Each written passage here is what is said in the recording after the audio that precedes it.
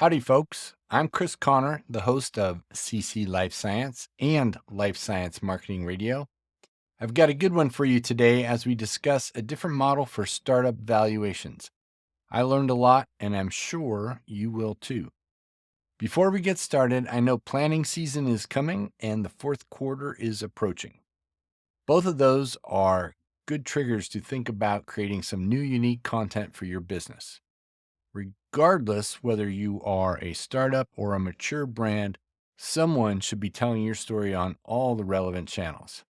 My business is helping them tell that story through video, audio, and text. If you want to know more, there's a link in the description. Now, let's jump into our conversation. Adrian Rubstein is the co-founder of AX3 Bio, an investment advisory for life science companies and portfolio assessment. He also produces the Bio Business newsletter on LinkedIn. I'll put links to Adrian and the newsletter in the show notes. Adrian, welcome to CC Life Science. Thank you very much, Chris, for having me here. It's a pleasure. Yeah, I'm glad to have you, and thanks to Mark Gannett for introducing us. So our topic today is, assessing a market and putting a value on a company. But let's start with your background. How did you get into this?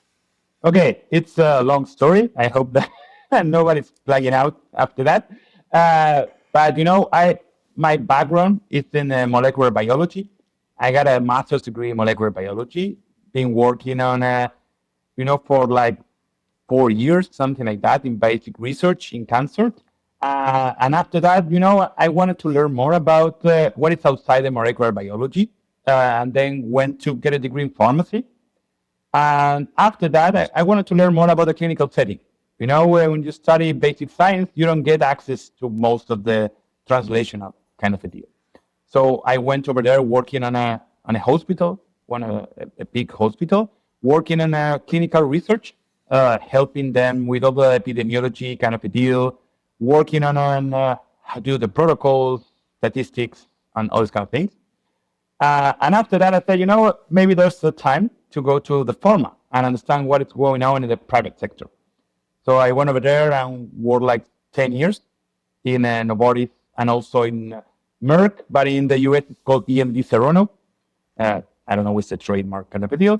But I work over there in medical affairs, BD, a little bit of investment scouting and all those kind of things. And on the side, helping a couple of funds and companies, mostly in Boston, understanding how to show the value proposition, understanding the strategy and other kind of things, right?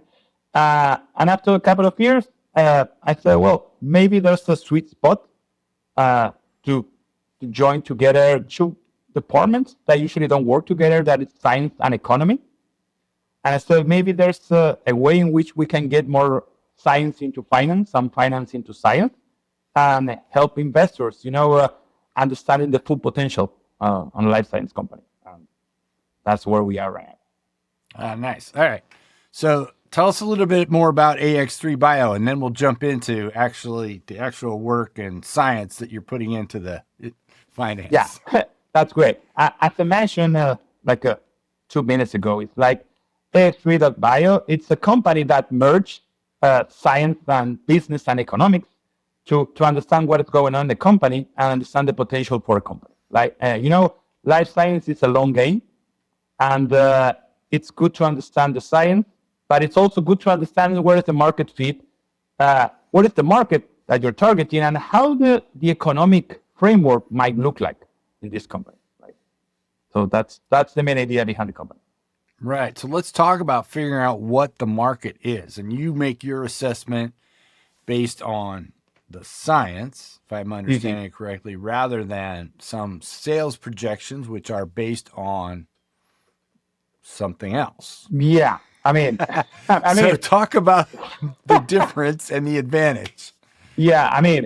Most of the companies, when they want to show how they will be the evolution for the company, try to show you what are the business projections, how much they're going to sell.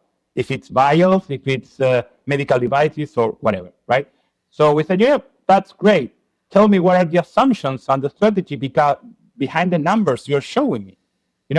one of the main things is that per revenue companies, which are probably 90% of life science companies, I'm leaving aside the tools and those kind of things that may have a revenue early on, but biotech and all these kind of things, they may take a couple of years, right, to get any sales, if they ever got any sales, right? Maybe they got acquired early. But let's say that you're showing me projections. Okay, what are the assumptions behind it? Do you have any contracts with any company? Do you have any LOI? Do you have anything to back up what you're telling me? So for us, does it make sense to look at the company as how much vials they're going to sell? For us, it's much more important to understand what is the probability for them to get the market that they try to get. You know, the times on sum kind of a deal. Okay, what is the accumulated probability for them to get that market? It doesn't matter if it's 2%, 5%, 10%, whatever, right? Investors would like to see like you can target like 10% of your sum because that's huge. But the main idea behind it, okay, what are the assumptions to get the cumulative probability for getting that? Just let's get an example, right? An oncology therapy has an 8% probability to hit the market. So that's quite low. But right now we're getting biomarkers, we're getting a lot of things that are increasing the probability for getting to the market. But for us, the more important thing is that when you're trying to understand which are the nodes or the milestones that a company needs to achieve, each node has a probability of success. And the most important thing is, okay, which is the probability of success in each node for us to understand, okay, you're going to target that market, okay, that's the assumptions that we get. Of course, we have our macro and microeconomists to understand all the balance sheet and all these kind of things, right? But from the macro level perspective, the main idea is to understand what is the probability for you to get that market and not if you're going to sell 10,000 vials or 2 machines. And then when we got all this information into our model, we go what it's called backward induction. And we say, okay, we got this market, we got this probability for you to get it. Okay, that's your value right now. And it's funny because if I tell you which is the framework that we use, that is the real option, that it's been used on bonds for, I don't know, maybe 30 years, something like that. But we fine-tuning using a different framework. I mean, we use a tailor-made approach for the real option just to be used as a binary outcome. You know, life science companies tends to be binary outcomes. They sell or they don't sell. I mean, it's not like a SaaS company in which you can sell maybe a couple of subscriptions. Most of the companies, they work, they don't work. I mean, the science works or the science doesn't work. Right. So you need to have like a binary approach for that kind of things, but it's a fine-tuning that we did by ourselves because we cannot use the Black-Scholes equation or any of the things, mainly because they use different assumptions. So it's all or nothing in bio. So let's help me validate my understanding. There's a total addressable market. Mm-hmm. Then a company says we project that we can sell X into that market, or we're going to make this much money. And then you ask about the assumptions. And for each of those milestones, you have some benchmark probability just based on success of oncology drugs broadly, right? Mm-hmm. For example, and then whatever other milestones you have, and you apply that across the whole thing, and you get a number. Yeah, the thing is that most of the time, the market assumptions are not exactly what they should be. A lot of companies, they want to show that their market is probably 5x what the actual market is. And why is that? Is because they're not measuring sometimes in the correct way. And that's where the science comes in, right? Let's say that we're working on therapeutics or diagnostic, it doesn't matter, right? But for therapeutics, maybe it's easier to see. What is the total addressable market, the patients that you're looking for, right? Let's say we're working on an antihypertensive kind of a drug, right? The total addressable market is all the people that have this issue. But then when you try to, stretching down, you need to understand which are the population. It's not going to be all the population that is going to be targeted by you. Okay, what is the incidence? What is the prevalence, the mortality rate? All these kind of things add up to understand which is the actual market. And then you need to have a little bit of a game theory to understand how you're going to compete with your saturated market, right? You say, well, we're going to get a 5% of the market. How? How you're going to feel? Let's say that this landscape has like 5 companies. They're pretty much established, and you need to steal. I mean, you cannot get the pie bigger. You need to steal part of the pie. How are you going to steal this pie? I mean, you're going to be a first in class. You're going to be it's pretty hard to say best in class before a phase 2, right, or phase 3. But let's say you're new in class. Okay, how this going to work out and your strategy to show that you can steal these kind of things. And that comes all the assumptions for the model. I mean, if you're on the medical devices, do you have any reimbursement strategy? I mean, we know pretty much the acceptance rate from the FDA is like 30% from medical devices. So that's pretty low. So that's a huge hit on when you try to understand the probability for you to get an approval and then you can sell. There's a lot of medical devices that are type 1 and they just need to have a notification. That's another kind of a journey for the company. Each company and each industry have a different journey. And we need to understand this journey to understand how the probability for the company to get what they're saying they want to get, right? And right now, that's all modeling. And as my economist friend said, models, they don't work it out, but they give you a compass on what may happen. That's why we do a sensitivity analysis. And we said those are the different scenarios, right? The first one is that, okay, you get approval from the FDA. And then what is the probability for you to get acquired? The probability for you to hit a milestone? The probability that, okay, right now the KOLs like your product. What is the probability for you to get exponential sales or not? They're totally different scenarios. And each scenario has a probability for it to happen. So that's a huge decision tree analysis. And we're just talking about one asset. Let's think about a platform in which have several assets or an asset with several indications. That's get a little bit tricky, and it's not a tree, it's like a forest, something like that, right? Yeah. So I was thinking about something there. I mean, obviously lots of different things. Reimbursement strategy, or let's go back to stealing part of it, I mean, what kinds of things raise that number? I think a lot of people will be interested. What do I do? Yeah, I mean, if you're in early stage, there's pretty much nothing that you can show. But that's when you need to start to talk with pharma or to work with medical device companies or have partnerships. You know that if you have a partnership with the Mayo Clinic and you're a medical device, there's the huge probability that, when I was working at pharma, every major company tends to work with the KOLs, and then the KOLs get the message downfall, like a waterfall, right? So if you already have a contact with those guys, the probability for the guys below that is going to use what the big guys are using, it's increased, let's say that. So that kind of partnerships are great. You need to start early on for physicians to understand what your product is. I always tell a couple of companies that I'm working with right now that if you have a great product, you need to start working with the physicians that are going to be the key opinion leaders or advocates for you.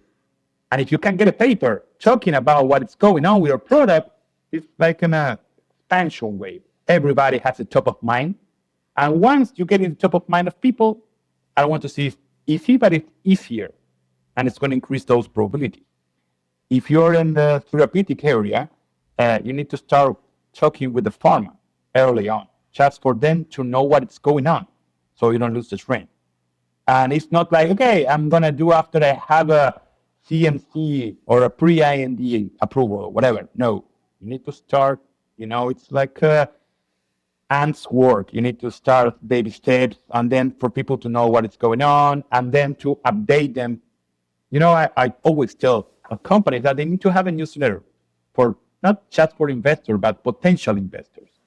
Like, those are the milestones that we achieve. It doesn't matter if they're not going to invest in you right now, but they might invest next year. And they need to know, since there's a lot of companies, right? And investors, when they review a pitch deck, some might take like 30 seconds, others might take like 5 minutes, right? So they need to, follow up you, and also to understand what your next milestone. Some investors, they're gonna write checks for 5 million or more. So if you're raising 2 million, doesn't make sense, but it's good for them to know that you're in and you're here, right? Um, there's other strategies that you can work with, right? But I think that those ones are, that's what the big pharma does, right? The big pharma partners with the KOLs, the big pharma partners with some other companies. When you see a small investment from the big pharma in a startup, is that they think that it probably makes sense. If you accomplish what you're saying that you accomplish, there's a high probability for you to get acquired, right? They're just tasting the menu, seeing what is going on. And if you really hit what is going on, and you're ready, let's say that you're working on gene therapy. Everybody wants to get in gene therapy, cell therapy, whatever, right? So you have a really nice disrupting technology that is not entirely validated. Pharma is going to say, I have a spot for you in my pipeline. I'm going to a small blue chip on you to see what is going on. And if you get what you say that you're going to get, we're going to start conversations. But if you're working on therapeutics, it's great to understand what a potential exit might look like and which will be the potential exit. And for that, you need to look at the pipelines, look at the strategy, look at the financial reports that they release each year. I know it's for some it's a huge report, but if you start reading at the report, you're going to see the strategy. What are the goals in the next year? You don't know what's going to happen in 2 years, right? But maybe the next year, they're just saying, we want to target those technologies. So it's, if you're working at those technologies, you need to start working with them. At the beginning, they're going to say you're too early, we need more data, whatever. But you already know that you're here. And that's a huge step. So this has come up a couple times on my Life Science Marketing Radio podcast about starting to tell your story early. You can't wait till you make the milestone and then wave your hands and say, hey, look at me, right? You have to open people's minds to even start thinking about these things and repetitively, and start a newsletter 1 and then a podcast number 2. Yeah. When with the COVID, that everybody wants, they learn how to cook or to play the piano or whatever. I got myself my own podcast. But it's a great way to understand how to tell the story. I don't like the PowerPoint kind of thing. I like to tell story, but I know that not everybody are cut by those scissors, and not everybody likes to talk on that. Mainly if you're a scientist, most scientists, they don't are like a high charismatic kind of people, but that's a skill, soft skill that you can work in. And if not, there's other people that can do that for you, and you can train them. But investors are looking also for the vision, also to understand that it's not, the science is very important, but the team is also very important. Is that you have the team that needs to be the one that execute this part of the journey, right? When the company gets to a Series B, probably the CEO is not going to be the same. They will need a more experienced guy with gray hairs, probably. That's been, a big position in pharma or whatever. But at the beginning, you're the one that knows your product best, and you're the one that needs to tell that story. That's why when we work with investors, we always ask to have 1 or 2 meetings with the founders. We ask for access to the VDR because we're in private markets, so there's a lot of information asymmetry, and we need to get access to. If we don't get access to the VDR, there's a couple of things that we will find elsewhere. So with access to the VDR, we use it just as as a compass to understand what the company is thinking, right? But we want to have a meeting, 1 or 2 meetings with the founder, just we can talk with them and understand if they can sell the value proposition or the vision to execute what is going on. For us, if a founder or CEO cannot tell me the value proposition in one sentence, they don't actually understand which is the value proposition that they're selling, right? If you need to be able, it's an old thing, the pitch elevator. They need to be able to chat in a couple of seconds or in 1 minute to show you what the company about. If they cannot do that, that's a huge red flag for us. All right, let's go back to reimbursement strategy. I don't know a lot about this, but give me some education for people who aren't thinking about it or need to think about it or know they need to think about it and haven't yet. Reimbursement strategy, it might seem easy to say, but it's not that easy to accomplish. You have Medicare, you have Medicaid, or any other private kind of a payer, right? So you need to show them what is the upside for them to pay for your product. And for that, there's a great, you need to be able to model the health economic for your product. If you're selling let's say, a medical device for heart failure, what is the upside for them? Are you decreasing the time in the ICU? Are you increasing the expectancy of life for this guy? Or what are you bringing to the table? So if the payers understand that and you can really show them, you get a reimbursement. And you have all the codes that people really like to look for. And I work with a company that they use EEG analysis for depression, and I couldn't find any CPT code for that. So I'm not an expert in CPT code, kind of looking. We have a guy for that, right? But please hire someone that is an expert. It's a huge mess to understand what is actually your code for that. But having this strategy beforehand, it's great. So the FDA will understand that that the payers are going to pay you for that. If you cannot convince the payers to pay for your service, nobody's going to buy it unless you're going out of pocket. But if you're talking a device that costs $2K, $3K, $5K, I don't know how many people can get it out of pocket. So that's a huge deal. And medical devices, you need to think about early on what is the strategy that you're going to follow. For therapeutics, it's pretty easy.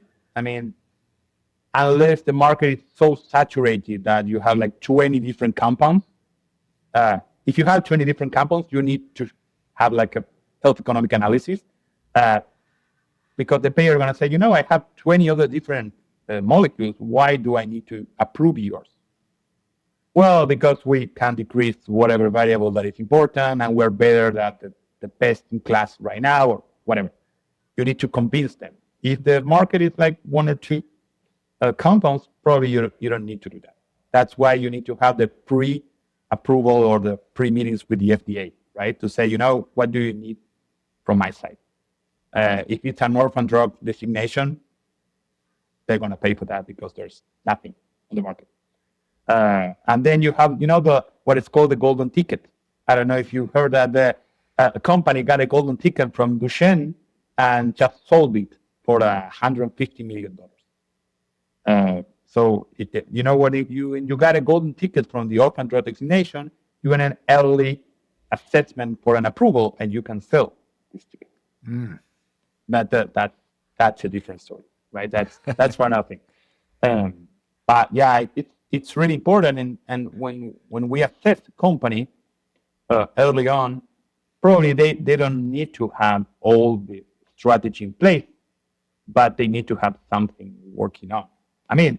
If you're a medical device, you surely need to have some payer on your advisory board. And someone that has been working for payers, been working on hospital or whatever, because you need to have this experience. Probably if you have a CEO that already has some experience, that's great. But if not, you need to have someone on the advisory board. That's why the advisory board is so important, because they fill the gaps for the entire team. but you need to have them engaged. You don't need to have an advisor that they work like one a year. Right. There's so many people, or you need people on your team who can think of all these things early on Mm. and have a plan. Just like marketing any product, you need to know what the market is and how Mm. you're going to get it out there and all the obstacles you're going to need to overcome. Mm. So, Yeah, excellent. and also it's great to have economists on a team. It's because they think differently than scientists. They look at the macro kind of supply chain.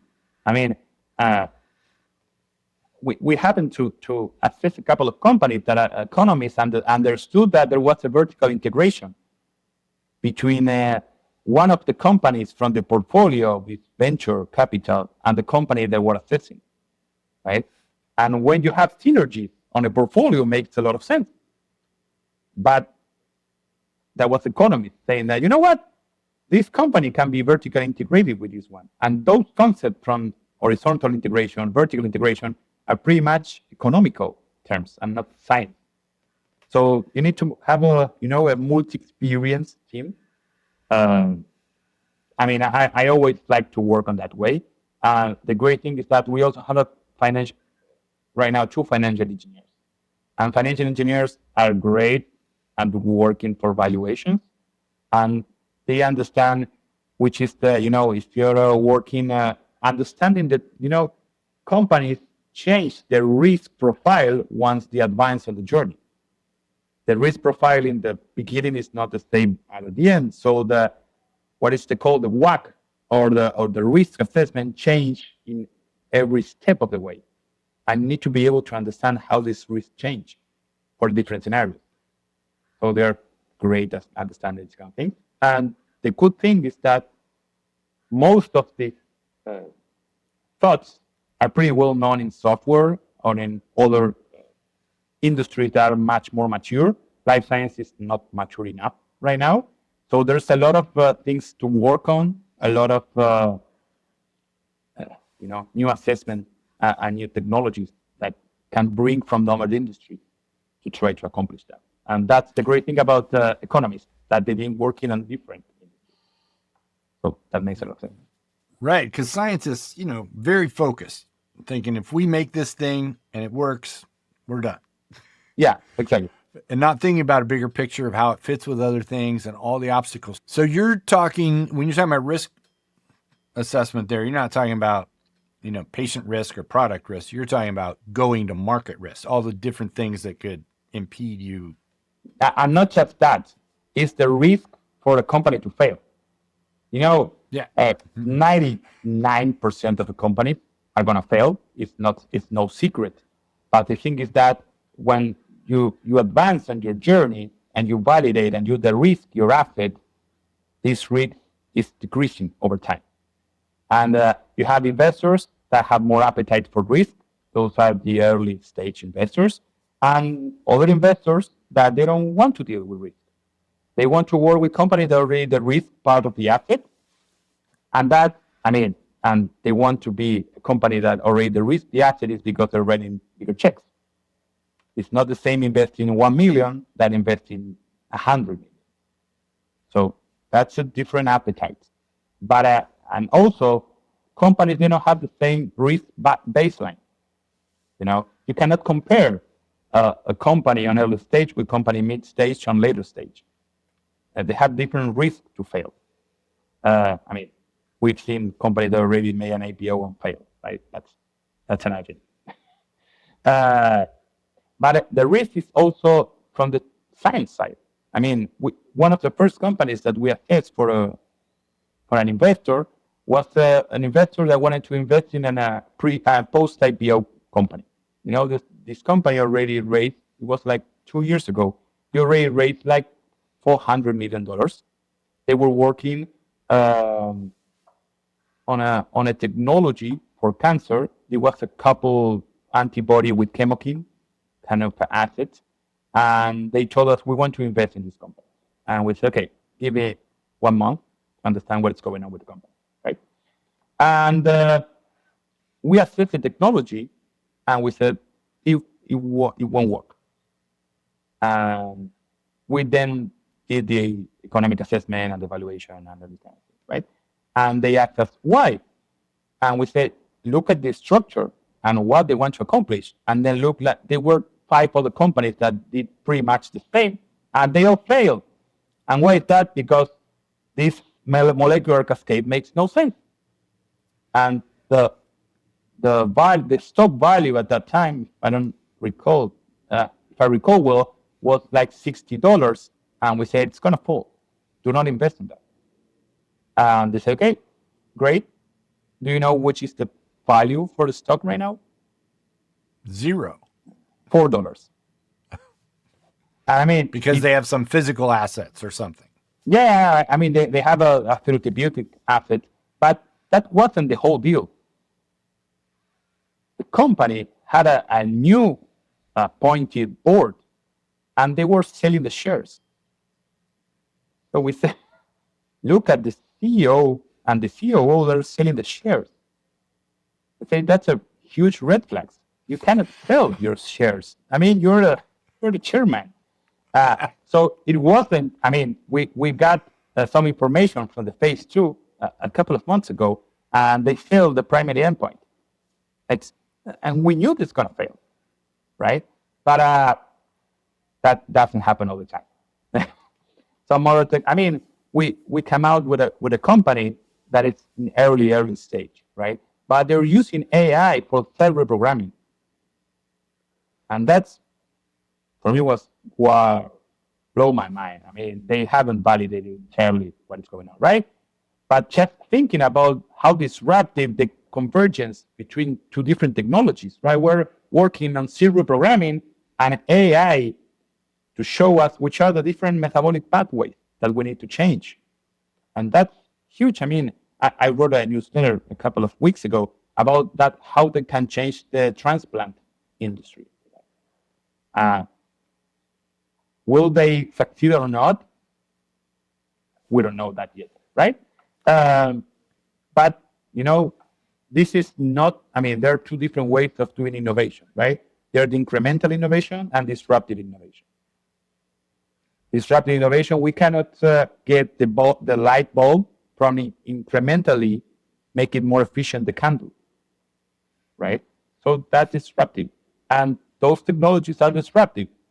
We're going to see, you know, the game theory says that in any industry, at the end, it's going to be like 5 different companies because the other ones are going to eat each other, right? So we're going to see which are the ones that are going to be at the finish line. That's it. Well, Adrian Rubstein, this has been fantastic. I've learned a lot. I'm sure people listening have learned a lot, opened their eyes to all the things you need to think about beyond the science and minimizing your risk and having people thinking about all those things. And appreciate how sharing how you think about those things and measure valuations. So thanks for joining me. No, thank you very much, Chris, for your time. And I mean, you can look for me on LinkedIn or whatever. If you need anything, people just can send me a DM or whatever. I'm here. Awesome. Thanks so much. Thank you very much. Have a good day.